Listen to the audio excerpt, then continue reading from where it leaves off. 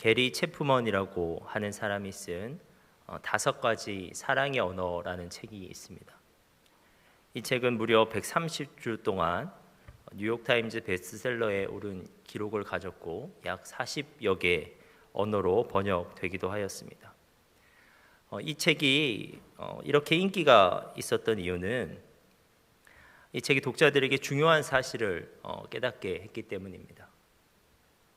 이 책에서 게리 체프만은 5가지 사랑의 언어가 있다고 말하고 있습니다. 즉 사람들이 사랑을 표현하고 이해하는 방법에는 5가지가 있다는 것입니다. 만일 한국어로만 의사소통할 수 있는 한국 사람이 이탈리아어로만 의사소통할 수 있는 이탈리아인을 만난다면 의사소통이 매우 제한될 것입니다. 그런데 사랑도 이와 같다는 것입니다. 서로 언어가 다르면 서로를 이해하기가 힘들듯이 서로가 다른 사랑의 언어를 가지고 있으면 서로 사랑을 해도 서로의 사랑을 잘 이해하기가 힘들다는 것입니다. 그렇다면 게리 체프먼이 말하는 5가지 사랑의 언어에는 어떤 것이 있을까요? 다음과 같은데요. 첫 번째는 인정하는 말입니다. 그리고 두 번째는 함께하는 시간이고, 세 번째는 선물입니다. 그리고 네 번째는 봉사이고, 5번째는 스킨십입니다. 언어에는 모국어가 있듯이 각 사람에게는 5가지 사랑의 언어 중에서 제1의 사랑의 언어가 있다는 것입니다. 그런데 만약 나와 사랑을 하는 사람이 나와는 다른 사랑의 언어를 제1의 사랑의 언어로 가지고 있다면 나는 상대방의 사랑의 언어를 배우기 위해 노력해야 한다는 것입니다. 그리고 그 언어로 사랑을 표현해야 한다는 것입니다. 만약 그렇지 않다면 상대방이 나의 사랑을 느끼지 못하게 되는 것이죠. 나는 사랑하고 있는데 나의 사랑을 상대방이 느끼지 못하는 것입니다. 예를 들어 어떤 한 형제는 인정하는 말이 사랑의 제1 언어입니다. 그 형제는 칭찬을 해주면 내가 사랑을 받고 있구나 느끼게 되는 것이죠. 그런데 이 형제를 사랑하는 자매는 제1의 언어가 선물입니다. 그래서 자매는 자신의 사랑을 표현하고자 선물을 형제에게 주었습니다. 그런데 선물을 주면서 부끄러우니까 장난스러운 말투로 선물을 주었죠. 네가 옷을 입고 다니는 것이 부끄러워서 내가 이 옷을 샀노라고 말하면서 이제 선물을 준 것입니다. 그런데 이러한 말을 하면서 선물을 전달하면 인정하는 말을 제1의 사랑의 언어로 가지고 있는 형제는 그 선물이 아무리 좋은 것이라고 하더라도 그 자매의 사랑을 느낄 수가 없다는 것입니다. 이 책의 결론은 이러합니다. 사랑은 내가 원하는 것을 주는 것이 아니라 내가 사랑하는 그 사람이 원하는 것을 주는 것이다. 자, 이제 본론으로 한번 들어가 보도록 하겠습니다. 여러분은 하나님을 사랑하십니까? 그렇다면 여러분은 하나님을 어떻게 사랑하고 계십니까? 어떠한 방법으로 하나님을 사랑하고 계시나요? 오늘 본문에는 하나님을 사랑하는 한 가족이 나옵니다. 그 가족에는 한 아들이 있는데 아들의 이름만 보아도 그들의 하나님을 향한 그 사랑이 드러나고 있어요. 아들의 이름은 미가인데 그 이름의 의미가 누가 여호와와 같겠느냐라는 의미입니다.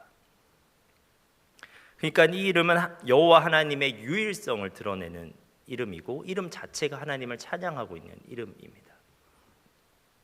그리고 오늘 본문에는 한 사건이 나오는데 그 사건을 통해서도 나름의 그들의 그 하나님을 향한 사랑이 드러나고 있어요. 이 사건의 발달은 그 아들 미가가 그 어머니의 은 1100세겔을 훔치면서 시작됩니다. 은 1100세겔은 이게 엄청난 무게의 은이에요. 그 12.54kg 정도 되는 은입니다. 지금의 은 시세로 해도 엄청나게 큰 금액인데 그렇게 큰 금액의 은이 없어진 것을 이 미가의 어머니가 알게 되고, 그래서 그 은을 훔친 사람이 아들인지도 모르고 하나님의 이름으로 엄청나게 심하게 저주를 했습니다. 그런데 이 저주를 미가가 들었고 그 저주가 실제로 임할지 모른다는 심한 두려움에 사로잡히게 되죠. 그래서 그는 어머니에게 자신이 은을 훔쳤다는 사실을 실토하고 훔친 은을 돌려주었습니다. 2절입니다. 그의 어머니가 이르되 어머니께서 은 1100을 잃어버리셨으므로 저주하시고 내 귀에도 말씀하셨더니 보소서 그 은이 내게 있나이다. 내가 그것을 가졌나이다 하니 그의 어머니가 이르되 내 아들이 여호와께 복받기를 원하노라 하니라. 좀 이상하죠, 그죠? 아들이 은을 훔쳐갔는데 여호와께 복받기를 원한다고 하나님의 축복을 빌어주고 있습니다.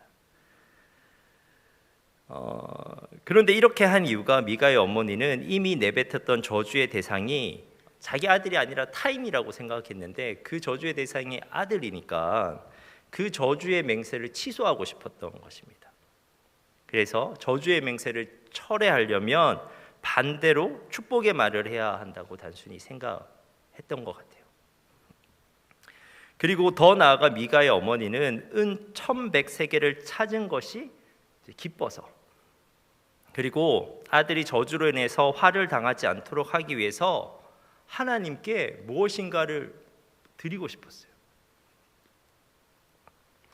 3절입니다.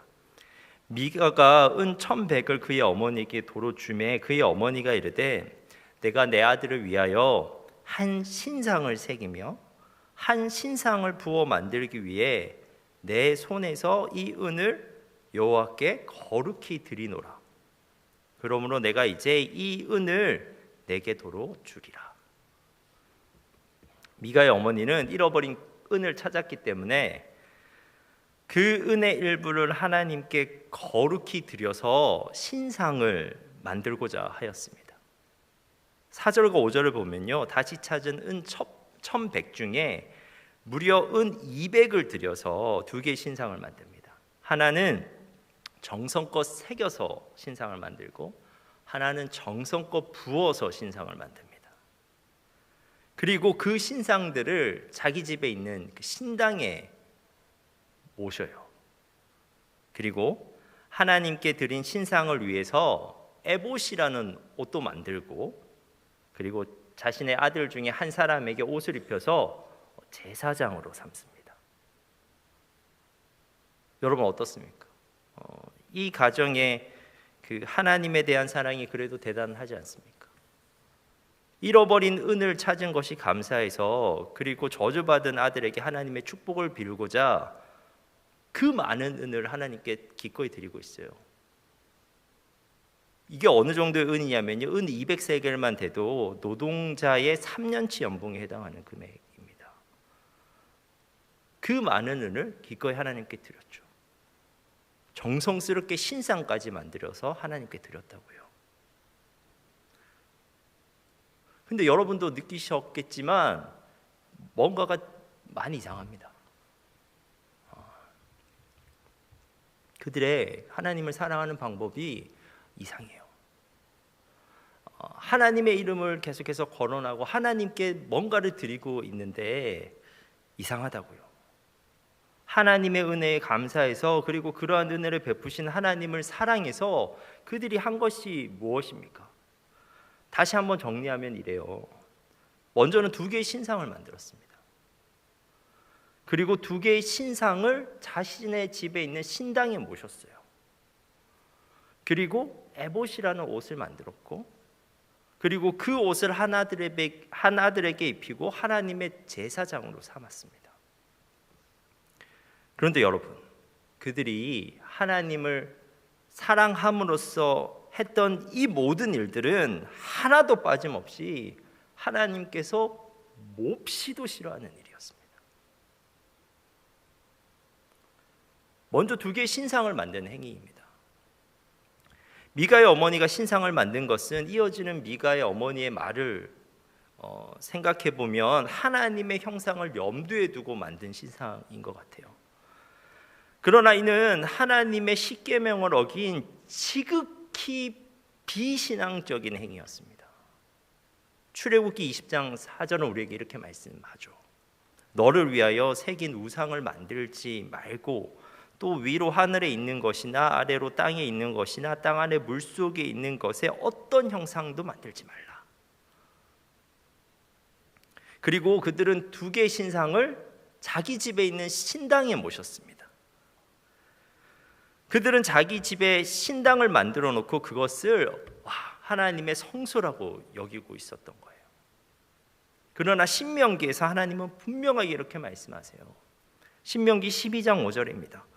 오직 너희의 하나님 여호와께서 자기의 이름을 두시려고 너희 모든 지파 중에서 택하신 곳인 그 계실 곳으로 찾아 나아가서, 그 당시 하나님의 성소는 오직 하나님의 법궤가 있는 실로에만 있었어요. 개인적으로 그 가정의 신상을 차릴 수 있도록 하나님께서 말씀하신 적이 없습니다. 중앙 성소를 무시하는 미가 가정의 신당은 하나님이 보시기에 가증스러운 장소일 뿐이었습니다. 그리고 그들은 에봇이라는 옷을 만들었고 한 아들을 제사장 삼아 그 옷을 입혔습니다. 그런데 제사장 제도는 인간이 제정한 제도가 아니라 처음부터 하나님께서 직접적으로 계시로서 규정하신 것이었습니다. 그 제도에 따르면 최초의 제사장인 아론의 자손들만이 제사장 직분을 세습하도록 규정하고 있습니다. 출애굽기 29장 9절입니다. 아론과 그의 아들들에게 띠를 띄우며 관을 씌워 그들에게 제사장의 직분을 맡겨 영원한 규례가 되게 하라. 너는 이같이 아론과 그의 아들들에게 위임하여 거룩하게 할지니라. 그리고 에봇이라는 옷도 오직 대제사장이 입는 거룩한 옷이었습니다. 출애굽기 28장 4절입니다. 그들이 지을 옷은 이러하니 곧 흉패와 에봇과 겉옷과 반포 속옷과 관과 띠라. 그들이 내 형 아론과 그 아들들을 위하여 거룩한 옷을 지어 아론이 내게 제사장 직분을 행하게 하라. 이처럼 레위 지파 중에서도 아론의 자손만이 제사장이 될 수 있었음에도 불구하고 미가는 에브라임 지파였거든요. 에브라임 지파에 속한 미가가 자기 아들을 제사장으로 삼아 제사를 주관하게 한 것은 하나님이 기뻐하실 만한 것이 아니었습니다. 하나님께서 분명하게 말씀하신 그분의 말씀에 정면으로 배치되는 것이었습니다. 하나님께서 직접 계시하신 제사장의 제도까지 자기 멋대로 변경시키는 죄를 범하고 있는 것입니다. 여러분, 미가의 가정이 하나님의 은혜에 감사해서 한 일, 그리고 하나님의 축복을 받기 위해서 지금 하고 있잖아요. 이런 일을. 그리고 하나님을 사랑해서 한 일이 빠짐없이 다 하나님을 노엽게 하는 일이었습니다. 여러분, 우리가 서론에서 살펴본 것처럼 올바른 사랑의 방법이 무엇이었습니까? 사랑은 내가 원하는 것을 주는 것이 아니라 사랑하는 그 사람이 원하는 것을 주는 것이 사랑이었습니다. 그런데 미가의 가정은 하나님을 사랑한다고 하면서 하나님이 원하는 것이 아니라 자신이 원하는 방법대로, 그냥 자신들이 생각나는 방법대로, 그냥 멋대로 하나님을 사랑하고자 하였습니다. 그런데 그것은 하나님을 향한 올바른 사랑의 방법이 될 수가 없습니다. 그렇다면 왜 그들은 그렇게 행했을까? 이 질문에 대한 힌트가 오늘 본문 6절에 나옵니다. 6절 말씀입니다. 그때는 이스라엘의 왕이 없었으므로 사람마다 자기 소견에 옳은 대로 행하였더라. 그들은 몰라서 그렇게 행했습니다. 사사기 시대에는 이스라엘 백성이 하나님의 말씀에 관심이 없었습니다. 아무도 하나님의 말씀을 읽어주는 자도 아무도 하나님의 말씀을 듣는 사람도 없었습니다.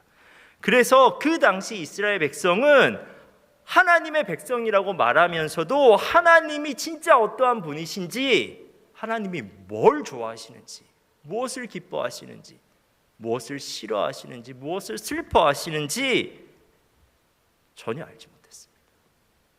그것이 하나님의 말씀에 적혀 있는데 그 하나님의 말씀을 알지를 못했습니다. 그래서 그들은 하나님의 백성이라고 자랑했지만 하나님의 말씀대로 행하지 못하였고 자기 소견대로 그냥 자기 마음대로 하나님을 섬기고 행하였습니다.